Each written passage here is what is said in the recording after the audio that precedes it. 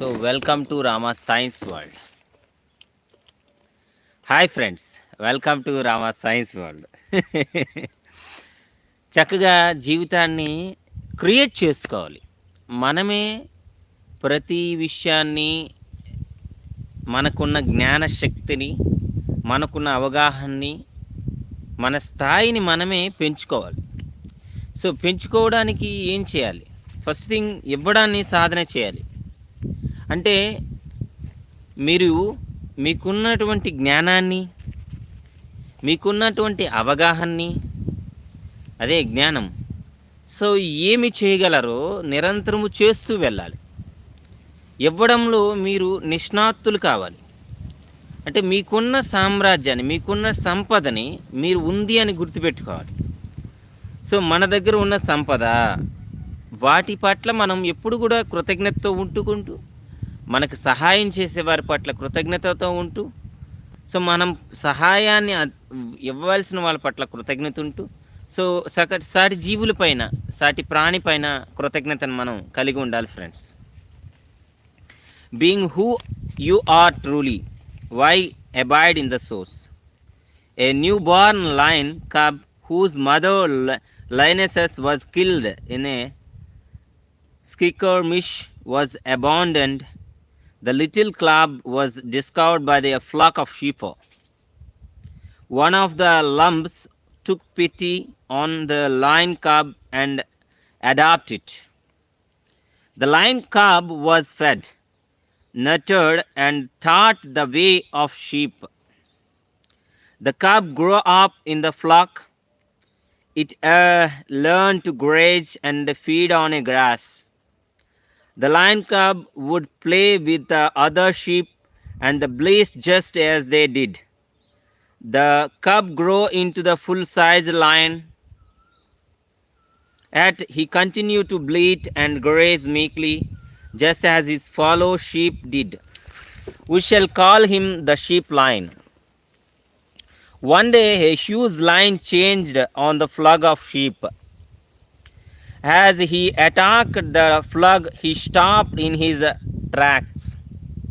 He was dumbfounded to see the sheep lion bleating and running for his life. The lion cornered the timid sheep lion is no time. He roared at the sheep lion, "Why are you bleating like those timid sheep? You are one of us. You should be fearless and hunt along with us." So my dear friends, ఈ కథ విషయం ఏంటంటే, ఒకనొక అడవిలో ఒక పెద్ద పులి ఉంటుందన్నమాట. ఒక సింహం ఉంటుంది. ఆ సింహం అనేది, ఆడసింహం తను చనిపోతూ ఒక పిల్లకి జన్మనిస్తుంది. ఒక్క సింహమే ఉంటుంది అన్నమాట. ఈ సింహం అనేది అక్కడ ఒక్కదానే ఉండడం వల్ల ఒక గొర్రెల కాపరి ఆ సింహాన్ని చూస్తాడు. చూసి తన గొర్రెల మందలో కలుపుకుంటాడు అనమాట. కలుపుకుంటూ ఈ గొర్రెలతో పాటు అది పెరుగుతూ ఉంది. అంటే గొర్రెలు ఎలాగైతే పెరిగాయో ఆ యొక్క సింహం కూడా అలాగే పెరుగుతుంది అనమాట. కొన్నాళ్ళకి ఈ గొర్రెలాగే సింహం కూడా తినడం మొదలెడుతుంది. అంటే గడ్డి తినడం, ఆ విధంగానే అర్రడం, ఆ విధమైనటువంటి హావభావాలే ఉంటాయన్నమాట. సో ఈ ఈ ఈ యొక్క సింహం యొక్క నడవడికని ఒక సింహం చూస్తుంది.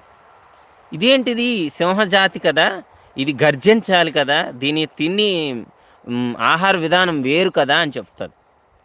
సో అది చూసి, నువ్వు సింహానివి, నువ్వు గొప్ప గర్జించాల్సింది అని చెప్తే, అది నేను కాదు, నేను గొర్రెనే అని అంటుంది అనమాట. ఎంత అన్నా సరే గొర్రెనే అంటుంది. అప్పుడు ఆ సింహం అనేది ఒక నది దగ్గరికి తీసుకెళ్తుంది. నది దగ్గరికి వెళ్తే, నువ్వు చూడు, నేను ఎలా ఉన్నాను, నువ్వు అలానే ఉన్నావు అని గర్జిస్తుంది అనమాట. గర్జించగానే ఆ విధంగానే గర్జించడం మొదలెడుతుంది. సో మై డియర్ ఫ్రెండ్స్, మనమందరము కూడా ఈ సృష్టిలోని భగవంతులము, సాక్షాత్తు దేవుళ్ళం. సో దైవత్వాన్ని, అంటే మానవత్వానికి పొందడానికి వచ్చిన దేవుళ్ళం. సో అంతటి మహిమాన్వితమైన శక్తి, జ్ఞానము, అవగాహన మనకి ఉన్నాయి ఫ్రెండ్స్. సో మన అంతరంగంలో ఆ యొక్క మెకానిజం అంతా ఉంది. సో ఒక భగవంతునికి, ఒక దేవునికి ఎంత అపారమైన శక్తి ఉందో స్వయంగా ఈ మానవుడికి కూడా అంతే శక్తి ఉంది. అంటే మానవత్వాన్ని అనుభవించడానికి వచ్చిన పూర్ణమైన దైవాలం. సో దైవత్వాన్ని మనం తిరిగి గుర్తు చేసుకోవడమే ఫ్రెండ్స్. సో మీరు మీ యొక్క దైవత్వాన్ని గుర్తు తెచ్చుకుంటే మీరు ధైర్యంగా ముందడుగు వేస్తారు, ఆత్మవిశ్వాసంతో ఉంటారు. సో ధైర్యంగా ముందుకెళ్ళండి friends. The story shows, however, we are actually the eternal and boundless source, get conformed by the limitations of the body, mind. As a result, we live in fear and dwell in the shadow. So మనమే మన యొక్క దైవత్వాన్ని మర్చిపోయి బాధలతో, భయంతో, we have seen that experience of source exists beyond thoughts, beyond false identities that we assume for ourselves.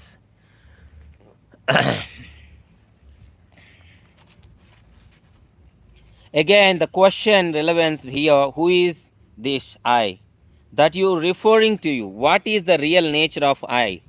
We have seen that I that refer to keeps changing its reference.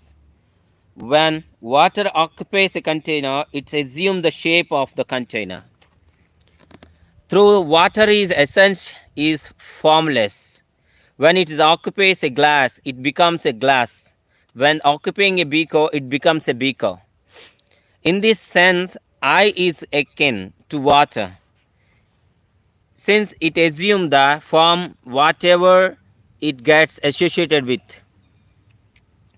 By being associated with the body, I become the body. By the identify with emotion and the thoughts, I becomes the mind and intellect. In essence, the whole world is marvelous experience of I, due to the association with everything. The I tend to identify with the limited forms, thereby leading the false perception. As a result, we miss the complete reality. All parts of a machine, whether small or large, are merely its a part. They do not function of themselves, rather the machine function through them. If the mission were self-aware, then its a part would be also be inherently self-aware. Due to the ignorance, the part of the mission could feel that they are functioning for themselves and that they have existence independent of mission. But they would be mistaken, because you can clearly see the mission functioning as a whole. The part merely instrumental for the purpose of the mission. The story of the part is partially reality. The purpose of the mission is the completely reality.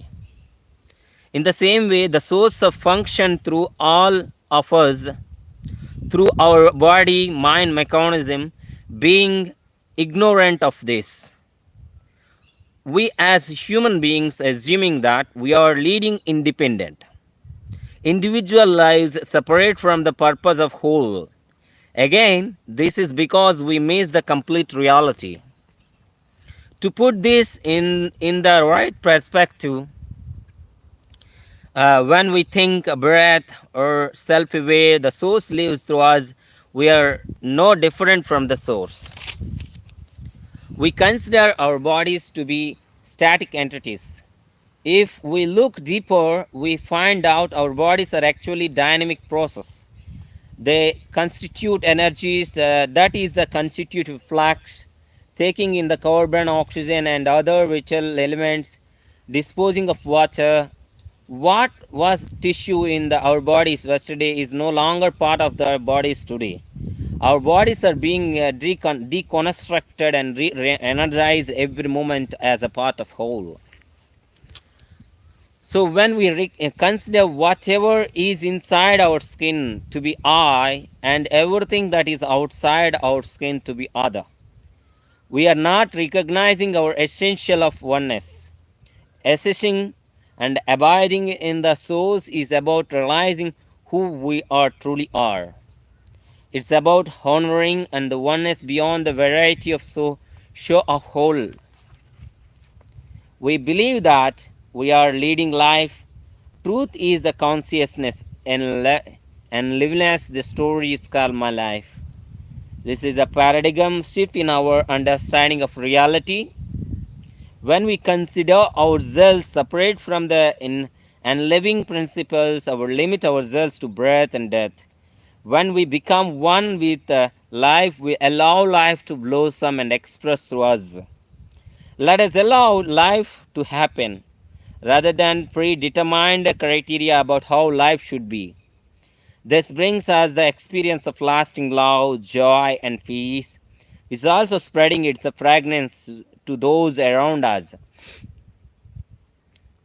So we may ask, does this mean we should just go with the flow? Then we become like leaves in the wind, swinging here and there. So, my dear friends, our body is not a static. So it's a so many concerns, so many pipes inside there. Every time the birds, so air will flow, comes out into the body and flows and goes out. Water comes out and water goes out. So food also comes into the body and goes out the wastage. It goes. So after digestion, so it comes out in the form of the wastage. Like whatever the mind and digest and release. Like everything we feel, experience, that's it.